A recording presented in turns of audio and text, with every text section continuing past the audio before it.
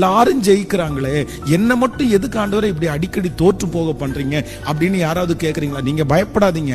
நீங்க அடிக்கடி தோற்று போவதற்கு காரணம் உங்க இருதயத்தை கர்த்தர் பலப்படுத்துறாரு, உங்களை ஸ்ட்ராங் பண்றாரு. தோல்விகளை பார்த்து பழகின ஒருத்தர் ஜெயத்தை பார்க்கும்போது கண்டிப்பா நிறைகுடம் தழும்பாதுன்ற மாதிரி நீங்க பெருமைக்கு போக மாட்டீங்க. அந்த ஜெயம் உங்களுக்கு பெரிய வெற்றியா இருக்கும். ஆனா இன்னொரு விஷயம், சிலர் என்ன பண்ணுவாங்கன்னா அவ்வளவு ஜெயிச்சுட்டே வருவாங்க, ஒரு தோல்வியை பார்த்த உடனே இவங்களால அடுத்த ஸ்டெப் எடுத்து வைக்கவே முடியாது. ஆண்டவருடைய பிள்ளைகளுக்கு கண்டிப்பா இதுல நீங்க ஒரு ஞானத்தை கர்த்தரிடத்துல கேட்கணும்.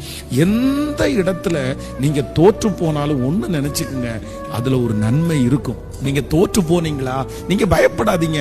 உங்களை ஜெயிக்க பண்றதுக்கு ஆண்டவர் வல்லவரா இருக்கிறார். வேதம் சொல்லுகிறது, நீதிமான் 7 தரம் விழுந்தாரும், 7 டைம்ஸ் நீங்க ஃபெயிலியர் ஆனாலும், 70 டைம் நீங்க ஃபெயிலியர் ஆனாலும் உங்களை மறுபடியும் தூக்கி